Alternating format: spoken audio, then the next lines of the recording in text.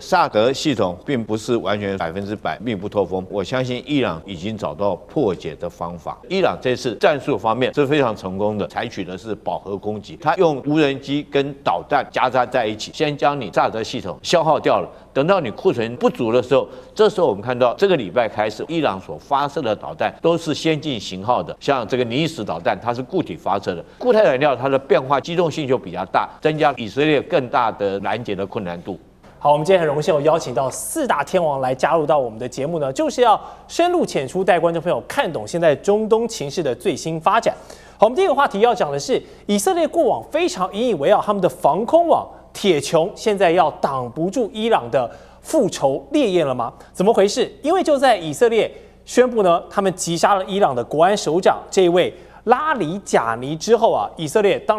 伊朗当然要换得这个非常强烈的报复。他们这个革命卫队呢，使用了搭载集束弹头的这2颗飞弹啊，一个是霍拉姆沙赫尔4型以及卡尔德飞弹，对以色列的这个特拉维夫进行了非常密集的轰炸，也造成了蛮多的死伤的。不过这一次以色列的铁穹系统跟美军的萨德系统呢，竟然都出现了一个拦截不了这样非常密集饱和攻击的状况。因为现在这样的战争形态，以及让伊朗摸索出一套我们叫做打篮球一个术语叫做 high low 配合，外线打到内线。那现在他们也用一个 high low 配合是什么呢？就是先派动一些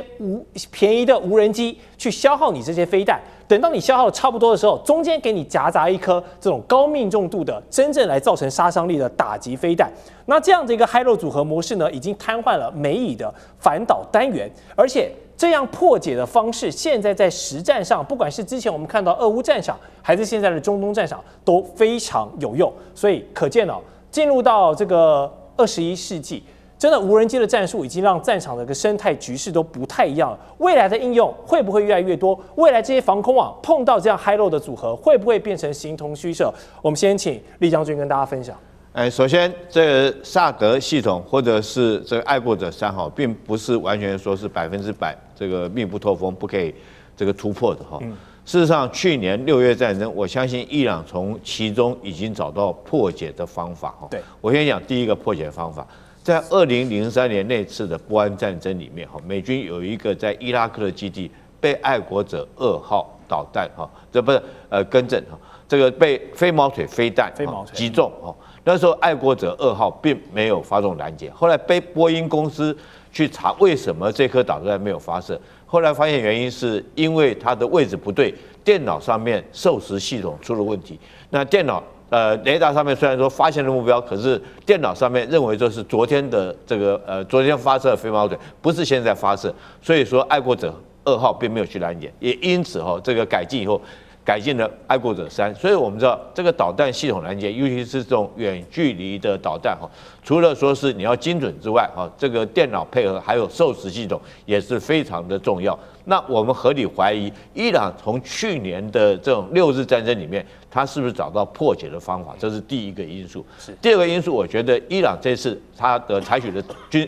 战术方面是非常成功的。我们一开始看到它击毁什么？第一个是铺路爪雷达，它先将你击毁了；第二个是萨德系统的雷达系统，它将你击毁了。也就是说，它将你防空导弹的眼睛先把你打瞎，打瞎之后你没办法先期预警到这个后续的发射的导弹，你没办法看到的话。那当然你就失去了预警时间你预警时间变成缩短，你原来比如说有5分钟的预警，现在来讲你只剩下1分钟预警，那当然你的拦截能力、计算能力当然就会差很多。那第三个我认为很重要一个就是它这个伊朗这次采取的是饱和攻击，可是它的导弹又是很珍贵的，所以它用这个无人机跟导弹夹杂在一起，让你没办法去判断，因为在雷达荧幕上面你看到的都是一个一个的光点你很难研判出来哪一个是导弹，这个杀伤力比较强的导弹，哪一个是杀伤力比较弱的这种无人机所以它利用这种方式这个以这个无人机掩护真实的导弹攻击，这是我觉得伊朗这第3个策略。第4个策略，它就是导弹之前用的导弹，战争初期的时候，他用了一些这个比较老旧型号的导弹哈，先将你的爱国者3跟萨德系统将你这个消耗掉了，等到你库存这个不足的时候，这时候我们看到这个礼拜开始，我们看到伊朗所发射的导弹都是先进型号的包括到固体的这种推进燃料哈，像这个尼斯导弹，它是固体发射的。那之前发射的它是这个液态的贯通燃料，所以固态燃料它的变化机动性就比较大，你要拦截增加它以色列更大的这种拦截的困难度。好，同一时间我们看到伊朗攻击奏效的背后呢，会不会是也有其他人的帮助？因为现在媒体的消息传出，俄罗斯疑似提供了卫星的情资，还有这个无人机的技术支援给伊朗。《华尔街日报》就直接点名俄罗斯呢，因为他们已经俄乌战争打了非常多年了，累积非常庞大的实战数据跟经验模式，所以呢，就直接把有效的系统提供给伊朗，你就不用走一些弯路了嘛，直接有效，包含情报、包含战术跟系统整合输出。那如果这一场美国跟以色列共同对伊朗发动的战争被拖到了中长期的话，那俄罗斯在背后撑腰伊朗，灌输他非常多有用的这些不用走前人走过的歪路，直接有效的模式，包含我们刚刚提到了高低的这样的一个战术配合，会不会时间一长，反而是伊朗越来越有利？委员的看法？正确的说法是，《华尔街日报》有时候说是中国帮忙，有时候说俄罗斯帮忙，但是有没有帮忙不知道。对，但是我们假设他们有帮忙，其实也不为过。但是帮忙到什么程度？如果只是一种战术啊、经验啊，或者是卫星导航啊、侦测情报的一个提供的话，对伊朗帮忙还是很有限。伊朗现在最缺什么？最缺钱。为什么？因为伊朗的革命卫队已经缺粮食跟缺弹药了，这一点已经是缺医药跟粮食，这已经是很严重的一件事情了哈。那一个部队如果缺粮食跟缺医药，能撑多久？都一个很值得探讨的一个问题哈。所以到目前为止，他们缺的量又非常的大，但是当然缺的不只是这个。那这里面俄罗斯提供这些什么打无人机的技术啦，或者什么这个突破反导的系统的一些技术啦哈，这个那怪以色列跟怪中东国家啦。你没有去看看乌克兰怎么弄？乌克兰现在已经发展出一套。你不能说100%完美，大概全世界最便宜的拦截系统，一定的拦截系统，他们把那种空对空的那种导弹那个比较便宜，空对空的导弹改成地对空，然后来打什么？打俄罗斯的导弹，打俄罗斯导弹，真的太高空的时候，他们就用爱国者来打。是，那如果一般的话巡弋导弹的东西都是用空对空的导弹来打，效果很明显，很显著。就像刚才丽江讲的，没有100%可以拦阻的，但是你在防守方面，这一套乌克兰的这个方法是有效的，证明是有效的。因为你随便来一个导弹都是上百万美元啊，再便宜也上百万美元啊。但是我一个空对空导弹几十万美元而言便宜嘛，可拦截得到。那第二个啦，就是说他用一种改装以后的这种什么豹式机炮，就是那个西德提供的那种豹式的机炮。提供了能够有效拦截无人机，这也是证实很有效。那再来呢，他们发展了拦截无人机，就是一种类似一种短程的无人机，但拦截无人机非常有效啊。所以最后呢，乌克兰用个最笨的方法，找狙击手都能够拦截无人机，真的，真的哈。而且，所以我们可以很明显看到，这个俄罗斯的无人机攻击，事实上整个效能大幅的衰退。但相对的，这个乌克兰也不是只有防守而已。你看，它无人机不是把这俄罗斯的什么炼油厂都炸了吗？所以两方面无人机战争，谁怪你美国跟以色列没有看看人家经验是怎么学的哈？不过那一套倒是蛮适合台湾的，大家去学一下哈。所以对于这个伊朗他现在的问题就是害怕继续持续的大轰炸。但不管是美国、伊朗继续大轰炸，继续进行斩首行动，对伊朗当然是很伤。那现在只是你防御能力很差一下怕那个什么极速炸弹一下怕那个哈。但是那个是有宣传效果，真的对削弱以色列的战力是有限。但是恐吓波斯湾国家是有效的，能源价格上涨。对俄罗斯是100%有利，所以俄罗斯可以在这方面累积很庞大的筹码，所以他表面上我没有援助伊朗，私底下塞好处给他，这很正常的。了解。好，就像刚刚委员讲的哈，现在大家最怕碰到的利益就是石油跟天然气，因为你中东国家轰来轰去，这毕竟都是区域的战火。但是你一旦碰到能源，不好意思，全球的民众都要为此买单，这才是大家最痛的地方。现在以色列直接打击伊朗跟卡达共同有的南帕尔斯这个天然气哦，就直接威胁到伊朗国内70%的天然气来源的一个银根了，同时也损害到卡达的利益。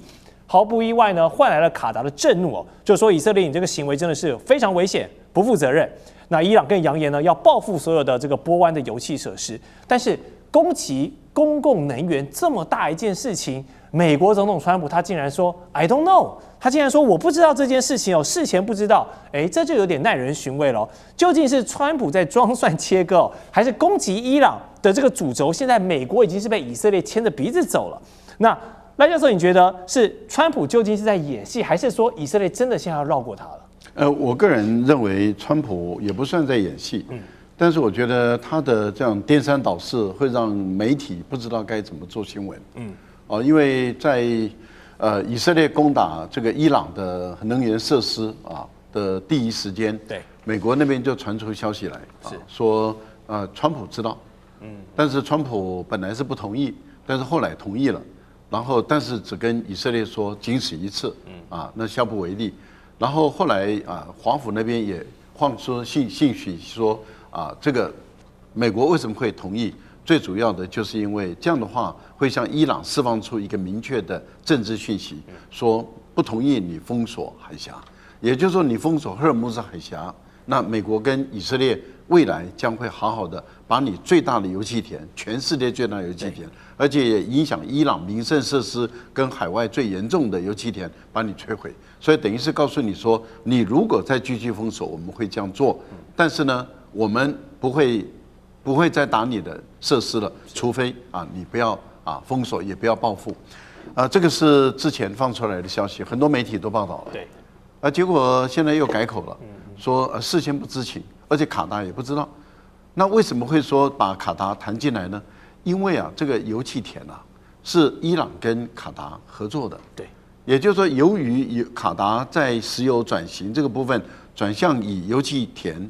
也就是以天然气作为它的一个经济的重要产业的时候，它转型成功，所以它的技术、它的开采的效率是比一般的石油公司还要成熟、还要好。那也就是它跟伊朗合作就在这块油田。那就在这块油田，当然对卡达来讲的话，你攻击伊朗油田，等于是攻击我的油田。当然，他第一时间就表达震怒，表达反对。可是伊朗不吃这一套，伊朗认为你们可能根本就是合谋，而且伊朗之前他也用油田的方法来牵制美国跟以色列的动作。也就是说，在出战的时候，伊朗就说，如果你打我的油田，我就打。因为我打不到你以色列嘛，对，我也打不到你美国嘛，可是我可以打你跟美国有关的石油公司的海湾国家的油田，那这个可以吧？那这可以啊，因为我伤到中东地区的国家的油，那就伤到你美国国家的石油公司的利益，也就影响到你美国的利益。第二个，我一打的时候，石油价格就往上涨，对，往上涨，那你美国的合理的价格，对你最有利的价格是60在80块，为什么60呢？因为页岩油是55块的成本，所以60页岩油才有利润空间可言。但是如果超过80的话，物价通货膨胀指数压力太大，对美国来讲不是一件好消息，对全世界不是好消息。所以对美国来讲，他希望控制在60在80，可是问题就是这一打一定突破100。对，这一打一突破100，然后目标上看150，伊朗看是200，那这个对于国际间的能源价格，对于美国的物价的上涨，对美联储的降息都是不利的。美国当然不同意嘛，所以我们可以看得出来，对川普来讲，他反反复复会放出一个什么讯息？这个讯息就很明确了，就是原来美以同盟是一个有问题的同盟，也就是以色列可以绕过美国，单独采取行动。如果按照川普第2次所讲的说法的话，那也就是谁是老子，谁是儿子嘛。川普是儿子，内塔尼亚胡是老子嘛？老子行动不用经过儿子同意，但是儿子行动要跟老子报备啊。那所以我觉得很明显的看出来，就是第2次讲的就是老子跟父子是的关系了。是，所以媒体现在散发出这样的资讯，确实有点耐人寻味。我们继续问一下杨老师，怎么看以色列这一步是刻意要引爆全面的能源战争哦？要让它失控到一个扩大到一个不能控制的状况，然后迫使美国之后想拍拍屁股就走了一个退潮嘛？这两天《纽约时报》有一篇文章它的标题就叫做“这是一个人的战争”，不是川普，是内塔尼亚胡。也就是从战争爆发的当下，其实美国的国务卿 Rubio 就亲口这么说。对。后来他这么否认，他怎么说？他说因为以色列在发动攻击，而且认为伊朗可能会在下个礼拜用核武攻击以色列。所以我们必须要攻击伊朗，这是防卫性的先发制人。隔了一天，他马上改口，发觉根本不是这么回事。因为川普说，你不能说是我们跟着以色列，哦，川普才是做决定的人，所以很清楚，基本上这个战争后来在美国拜登总统的国务卿克林顿也出来说，24年的时候啊，以色列也用了2次。要引拜登政府来去打伊朗，分别是在叙利亚的伊朗大使馆被炸，还有呢在伊朗德黑兰的哈马斯领袖被炸，还记得吗？那这2次其实拜登都说不会介入而且他要求以色列不可以打，因为他们彼此有交换，就是跟伊朗之间相互的攻击，用无人机跟飞弹。后来美国去帮助以色列，但是没有打。结果呢，川普2次，去年打伊朗的核设施，你打核设施还说得过去吧？从美国的角度，从 MAGA 的角度，但是你这一次去整个攻击伊朗，就造成现在已经尾大不掉，而且难以脱身的这个战争。那不只是刚开始，我们看当他的第2波的时候，当他去打那个拉尼贾尼的时候，不就是以色列看到很多这个川普的官员已经开始反对他？然后北约都不愿意去支持参战的时候呢，其实他又开始在做斩首，然后呢，他又开始在打能源设施，使得美国呢越来越深陷泥沼啊。不过大家现在相信川普有一天很快，希望他能够有这个有限理性能够知道这个战争不能再打下去，再打下去就变得可能另外一个越战或另外一个伊拉克战争，要赶快这个抽身。是好，观众朋友，今天在中东局势，我们要赶快来聚焦。现在伊朗炸了荷姆兹海峡这边之外，现在会出动亮相的2款新武器，今天会带观众朋友特别来看到，包括了尼什飞弹，还有这一款是 AI 的水下无人机，全部都要上战场吗？接下来也会关心到是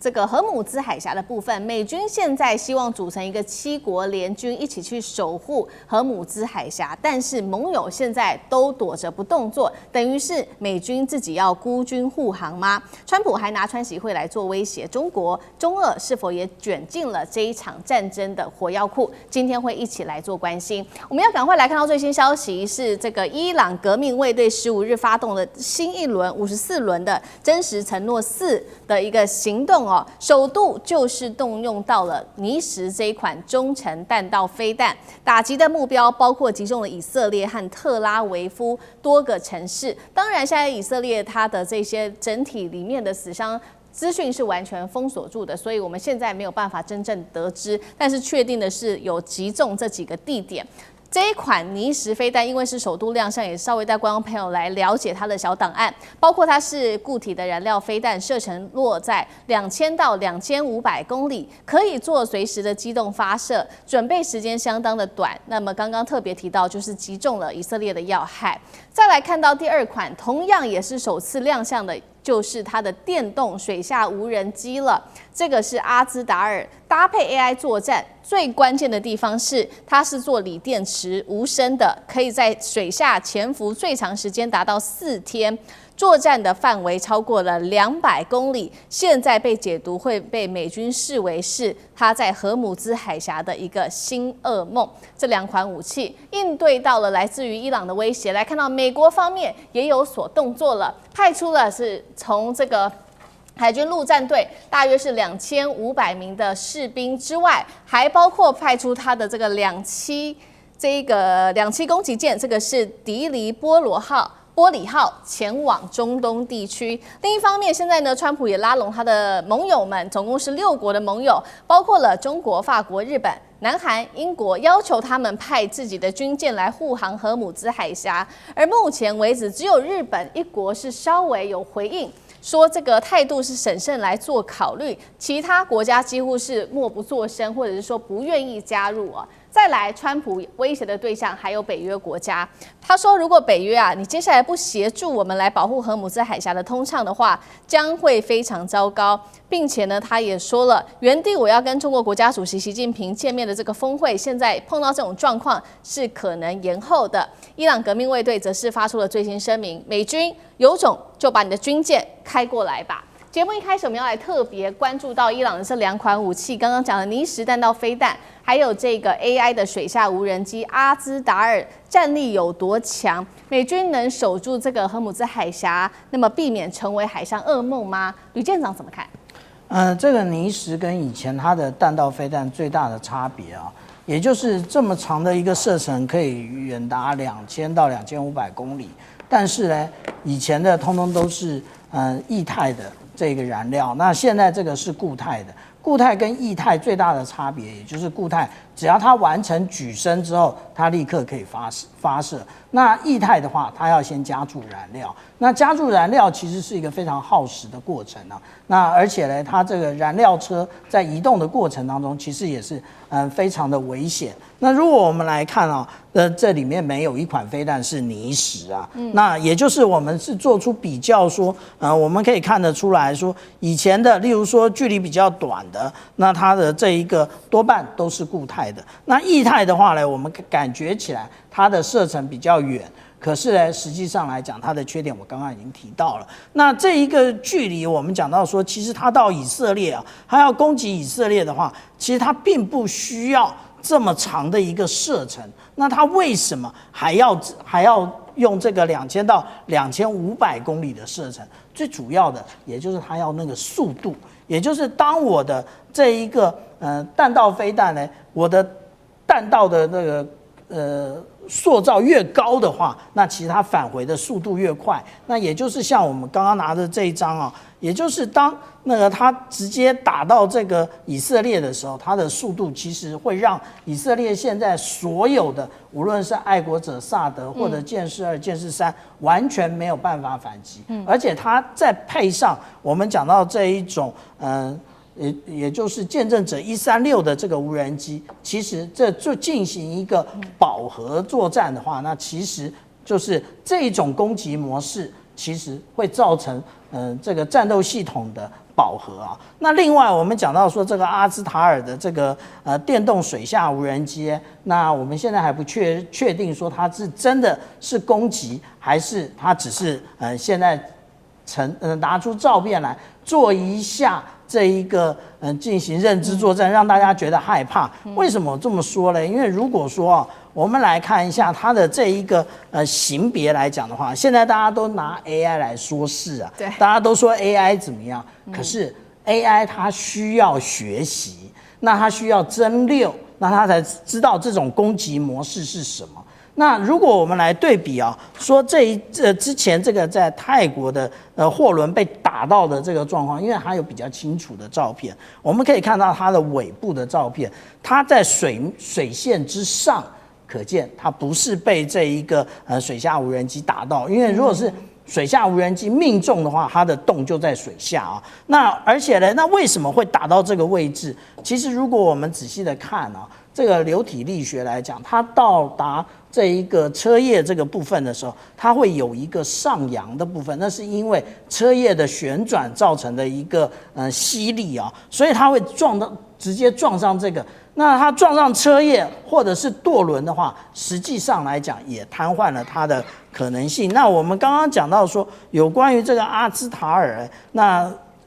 当然我们对于伊朗啊，不能够太为小看它，因为其实它的大学或者是它的研究机构，而且凭借着它被这个经济封锁这么多年了，它还可以有现在的这种打法，平均一天发动3次的攻击啊。那如果这个的话呢，它必须如果我们讲说一个水下无人机，它要能够成功的攻击，除非是它在空中有这一个无人机的配合，不然的话，它就要有非常完整的，无论是在声学或者是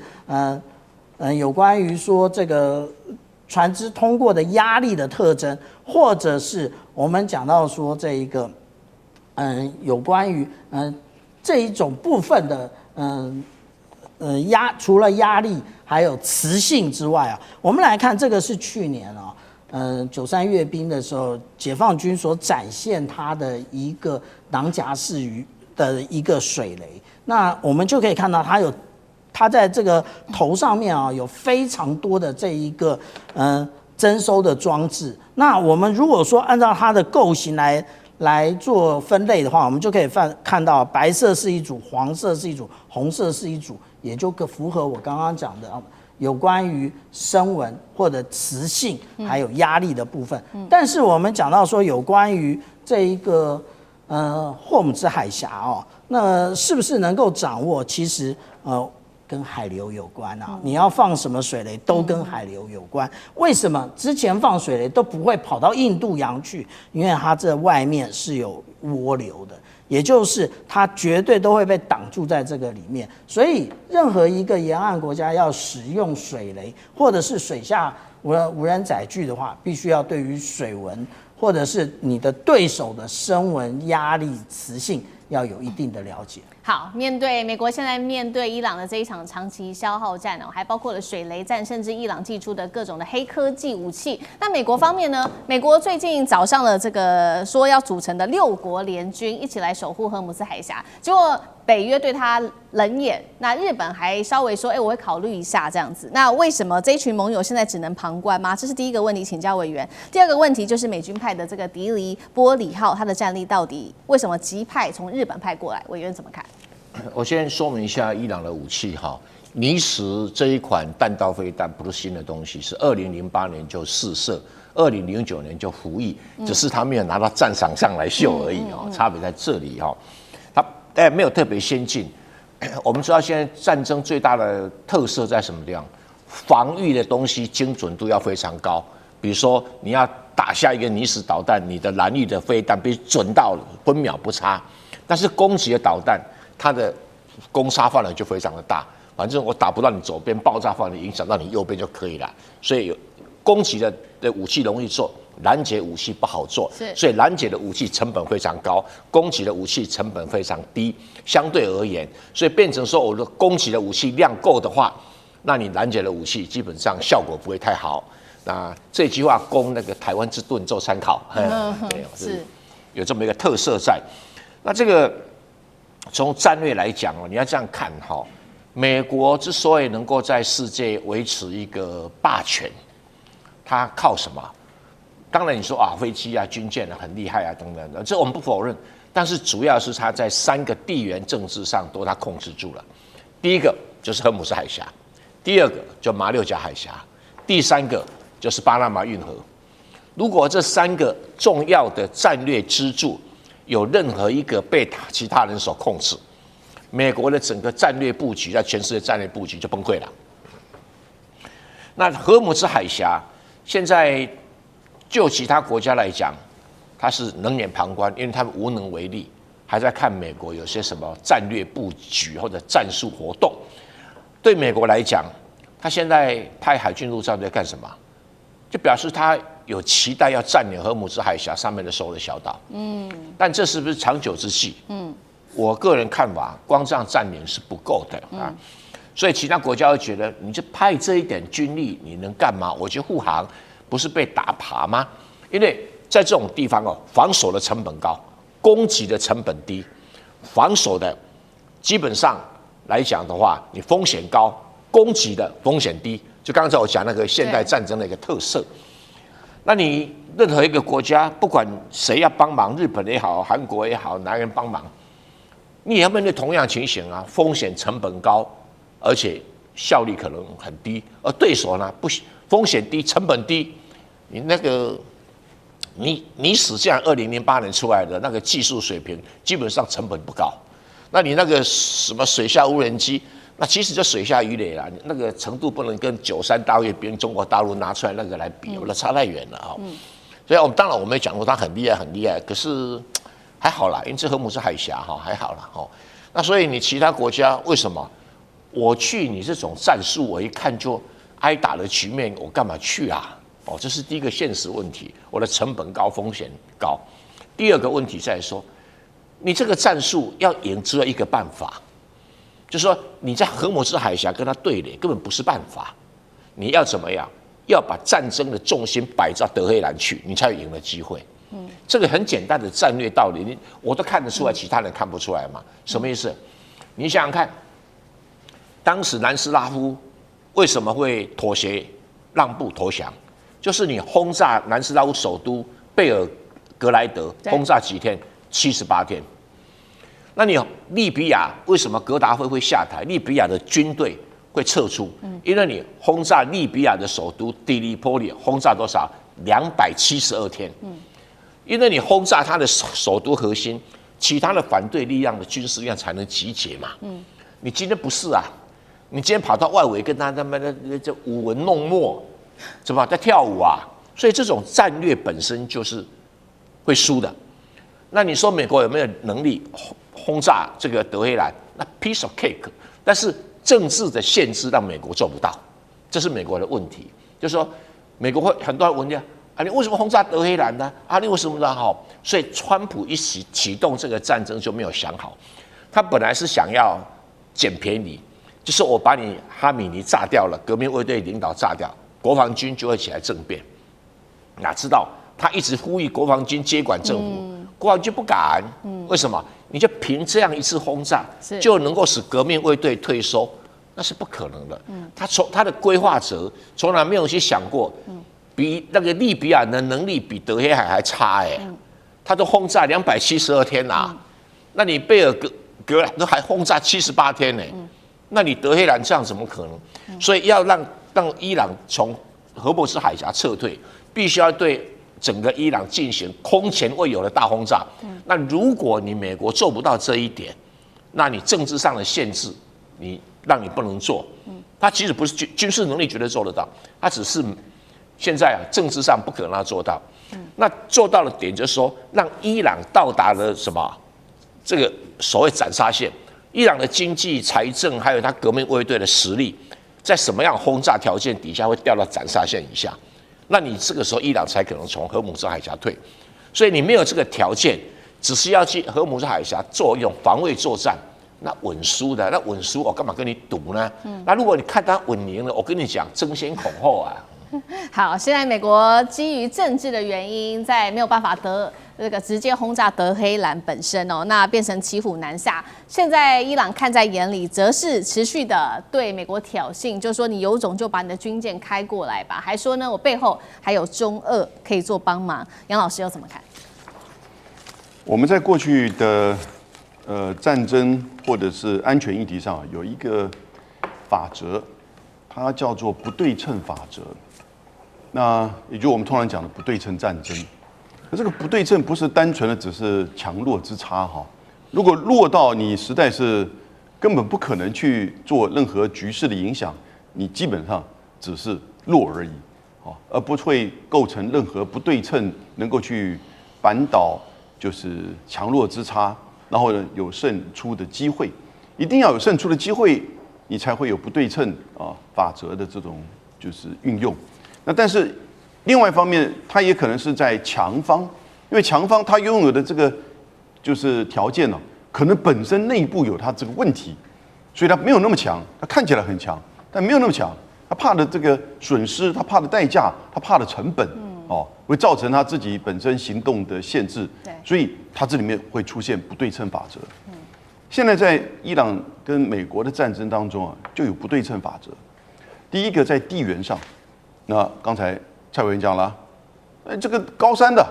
你要去打地面战争其实有它的困难。那同时，它又是中东地区的一个大国，人口将近1亿，然后60%的人是波斯人。那第二个不对称，它是军事上的不对称。美国不是很强吗？在这里，但是美国能够把所有的武器都搬到这里来吗？那最重要是弹道飞弹跟无人机的确到目前为止，美国以色列也招架得很辛苦。这里面还有一个最重要第3个不对称，那就是能源。能源不只是荷姆兹海峡的这个关闭哈，能源更是就是伊朗跟海湾地区国家的这些炼油跟输出的设施。所以你看，川普打了半天打哈尔科岛，他不敢去打那个炼油设施，为什么？你打他，他打你，他打沙烏地阿拉伯巴林的这些炼油设施，那荷姆兹海峡也不重要，因为没有油可以运出去了。所以，如果你一旦进行了大规模的这个地面部队或者是轰炸行为，可能这个炼油在这种不对称的情况之下，就变成一个代价，而这个代价可能大概不是美国或者是世界愿意付的。好，观众朋友，赶快来关心这个极速飞弹是轰炸了特拉维夫，来自于伊朗的极速飞弹。杜拜机场现在正式的关闭了它的领空，还有数百人紧急的撤离在机场。我们要看到的是波湾现在火烧连天，另一方面，今天也会特别来关注到的是美军派的5000名的精锐部队要直抢荷姆兹岛吗？能源咽喉是否变战场？今天就这些议题，我们一起来做关心。赶快来关心到的是，美伊战争现在升温到整个波湾地区，现在也沦为战场了。最新情势，我们来赶快关心，是在这个伊朗的火力全开之下，飞弹无人机现在直接延烧到了波斯湾海湾国家的核心，尤其今天关心到的是杜拜国际机场旁边的燃料槽被炸，我们赶快来看一下最新的画面。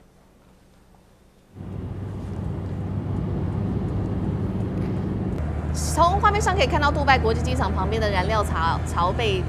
炸了之后，火烧非常的旺，气田因此停摆之外，领空也关闭了。现在根据了解，所有的航空全面都已经停飞，而且数百人紧急撤离了当地。这是来自于现场的最新画面。另外一方面，我们也来看到目前的一个最新统计，是来自于阿联的国防部，他说已经拦截了来自于伊朗的298枚弹道飞弹，包括这当中还有15枚的巡弋飞弹，1600多架的无人机，一共是造成了6死142伤的惨剧。以色列也没有好到哪里去，以色列是这样说的，他说伊朗总共是发射了300枚的弹道飞弹，而当中被发现有一半是搭载今天我们会特别来深入聊的这一种极速炸弹的弹头，直轰的就是以色列的特拉维夫。来自于美联社特别就这种极速炸弹做了一个分析，他说这种炸弹的弹头里面通常是装有数小颗的这种小型炸弹的，会在高空中直接分裂，一次就会释放成多枚的子炸弹，而每一枚的子炸弹又有达到数公斤的炸弹，涵盖范围达到10公里，等于是你一炸下去，整片区域就是无差别的一起做轰炸了。这是来自于以色列这边的最新的军情。意大利军方也说了，现在位在科威特驻有意大利跟美国的2国空军基地，最新传出也遭到无人机的袭击。节目一开始要特别请教干哥怎么看了这一款极速飞弹，现在直轰以色列的特拉维夫，代表铁穹也开始吃力了吗？那么极速飞弹的战力跟接下来对于战情整体的影响，干哥怎么评估？好，先跟各位介绍一下什么叫极速炸弹。极速炸弹就是子母弹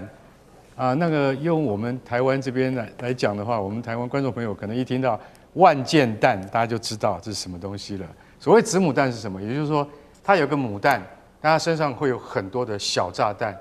通常用于什么？攻击机场或者重要设施。因为它如果一旦这个飞弹它脱离之后，它砸下来的时候，它就有数百颗小弹，你看起来像钢珠，但实际上的杀伤力强多了。它就攻击机场跑道啊，攻击机场跑道之后，你飞机就不能起飞了。这是一般我们认知的极速弹。但是呢，也有专门用在哪里？就是用在人员杀伤这样子的极速炸弹。这种极速炸弹呢，你知道是从什么时候开始就有了吗？在1939年的时候，德芬战争啊，就是俄罗斯跟芬兰的苏芬战争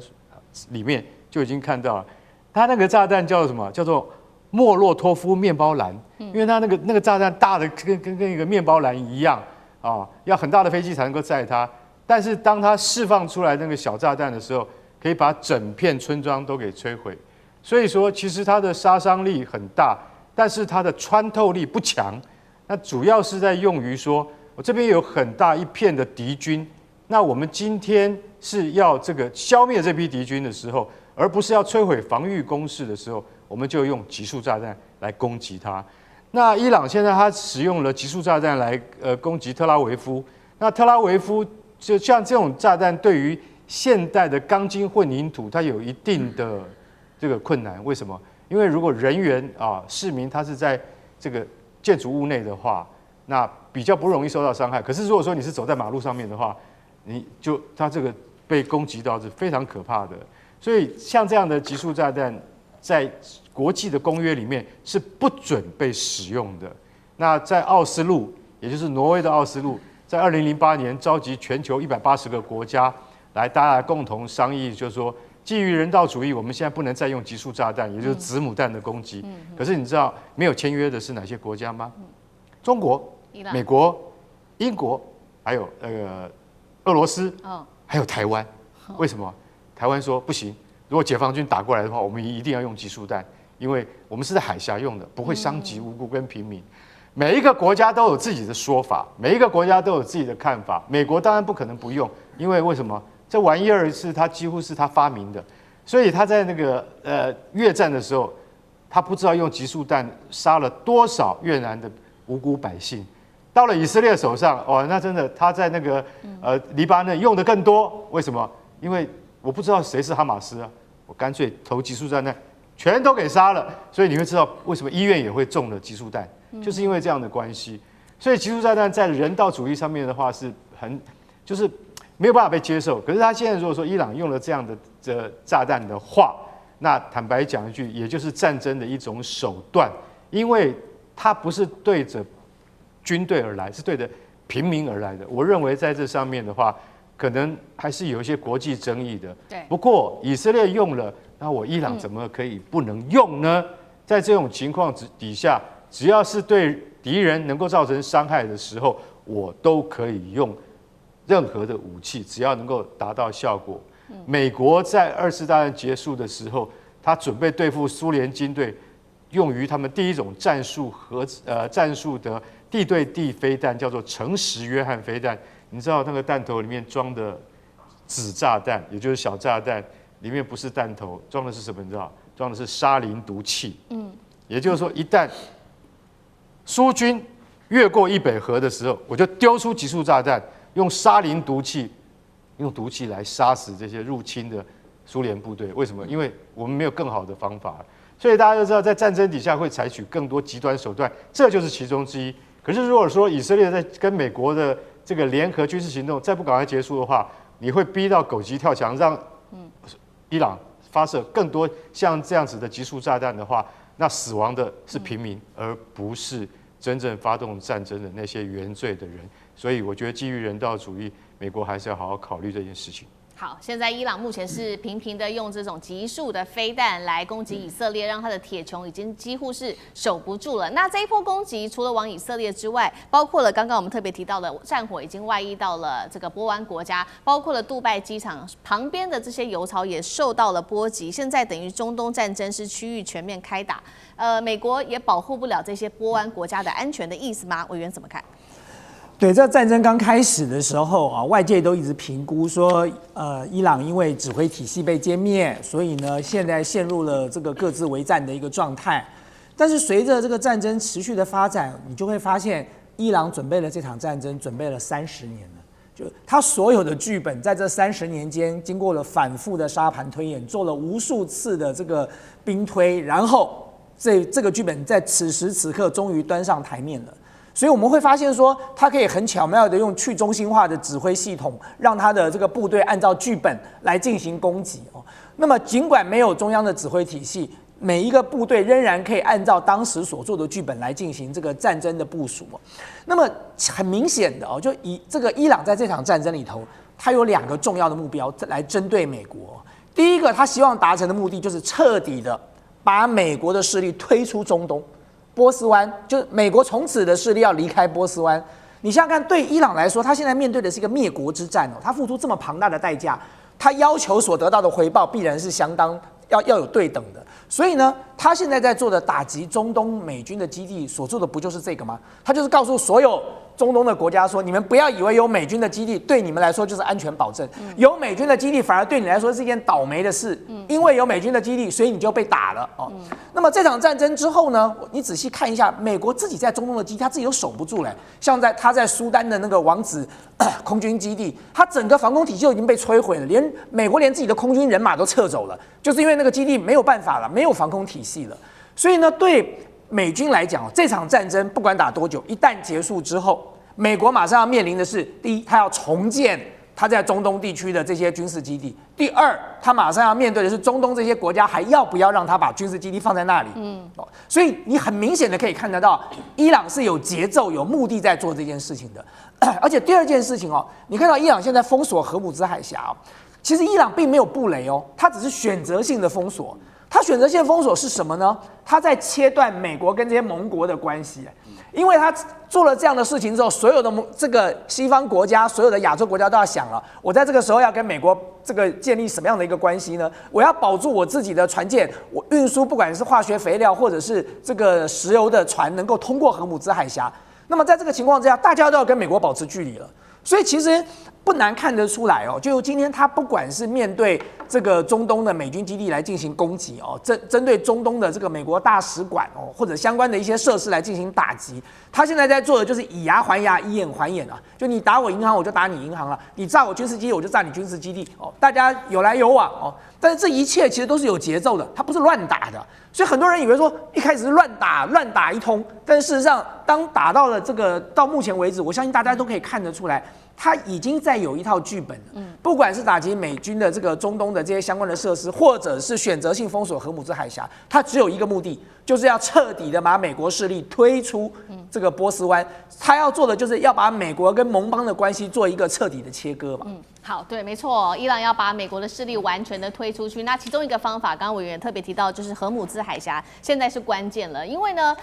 其实美国也想要掌握荷姆兹海峡，所以最新是来自于美国国防部长的动作，已经派出了5000名的海军陆战队2栖部队哦，去夺的就是荷姆兹海峡的3座关键岛屿，说是为了夺岛。那伊朗看到了这些动作，也早就已经开始布局了。革命卫队在包括了大通布岛、小通布岛、阿布穆沙岛部署了新型导弹，呛瞎说我会直接把周边所有基地、船只、资产都是伊朗的打击目标，等于是美伊正面迎战了吗？上次哥怎么看？